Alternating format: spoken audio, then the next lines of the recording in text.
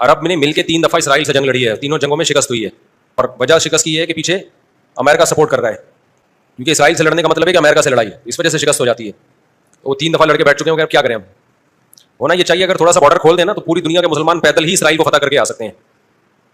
اتنی بڑی تعداد میں مسلمان ہیں اور ان میں جانے کا جذبہ بھی ہے کہ تھوڑا سا بھی راستہ کھل جائے تو یہ پیدل ہی ہوتے ہوتے اتنی بڑی تعداد ہے تو یہ 8-10 کروڑ تو ویسے ہی چلے جائیں گے, اسرائیل پہیاں پہیاں فتح کر کے آ جائیں گے. لیکن بات یہ کہ جانے نہیں دیتے, راستہ نہیں ہے.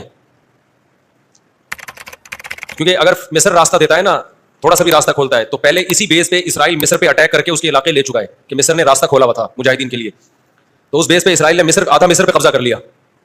سمجھ رہے ہو. تو جب مصری ہاتھ سے نکل گیا ان کے, تو ایسا گچی پکڑی ہے نا چاروں طرف سے. تو اب دیکھیں آگے ہوتا کیا ہے, اللہ خیر کرے.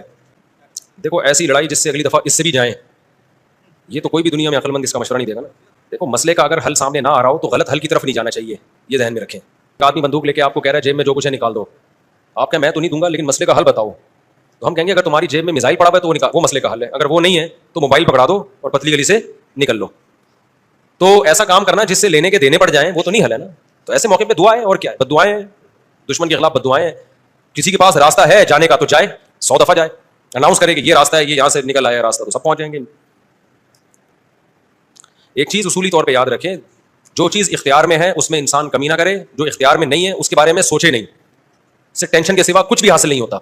کیونکہ جب آپ ایسی چیز کا سوچنا شروع کرتے ہیں نا جو آپ کے اختیار میں نہیں ہے, تو ہمیشہ وہ کام کر لیتے ہیں جس کا پہلے سے بھی زیادہ نقصان ہوتا ہے, جس کا پہلے سے زیادہ نقصان ہوتا ہے. میری پالیسی ہمیشہ یہی رہی ہے ہر معاملے میں, جو اپنے اختیار میں ہے چھوڑو نہیں, جو اختیار میں نہیں ہے پڑھو نہیں اس میں. سمجھ رہے ہو کہ نہیں سمجھ رہے. اگر ہم اس اصول پہ اختیار کر لیں بہت سارے معاملات ہمارے ویسے ہی سیدھے ہو جائیں گے. تو لوگ جو بلا وجہ فنڈر بننے کی کوشش کرتے ہیں نا, ہم یہ کر دیں گے ہم وہ کر دیں گے, وہ فنڈر گیری ہی ہوتی ہے. ایک یوٹیوب پہ اور بلکہ اس پہ ٹک ٹاک پہ ایک بندہ آ رہا ہے, لڑکا بڑے غصے میں بیٹھا ہوتا ہے, یہ مولوی کچھ نہیں کر رہے, اسرائیل میں یہ ہو گیا, فلاں جگہ یہ ہو گیا, یہ یوں نہیں کر رہے, یوں نہیں. میں نے جب کمنٹ کر دیا کہ تو کیا کر رہا ہے بھائی بیٹھ کے, تو بھی تو کچھ کرنا. کہہ رہا میں اکیلا کیا کروں, یہ مولوی کریں گے تو میں کروں گا. بھائی یہ مولوی تو کچھ نہیں کر رہے. وجہ اس کی ہے کہ مولوی کہتے ہیں ہم کیا اکیلے کیا کر سکتے ہیں, گورنمنٹ جب تک نہیں کرتی.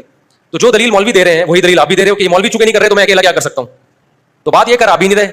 یہ باتیں کرتا ہوا وہ اچھا لگتا ہے جو میدان جنگ میں جا رہا ہو, لڑ رہا ہو اور دو بدو فائر ہو رہا ہو اور جہاد کر رہا ہو, کہہ رہے دیکھو مولوی کچھ نہیں کر رہے اور میں یہاں بم رکھ کے آ رہا ہوں وہاں پہ تو شہید ہو رہا ہوں میں سب کے سامنے. جتنے اسکالر آ رہے ہیں مولوی یہ نہیں کر رہے وہ نہیں کر رہے, بھائی تم بھی باتیں ٹھوکنے کے علاوہ کچھ بھی نہیں کر رہے ہو. تو مولوی وہ باتیں نہیں کر رہے جو تم کر رہے ہو, اس لیے کہ ان کو پتا ہے باتیں کرنے کا فائدہ نہیں ہے, تو کام وہ کرو جو کر سکتے ہو.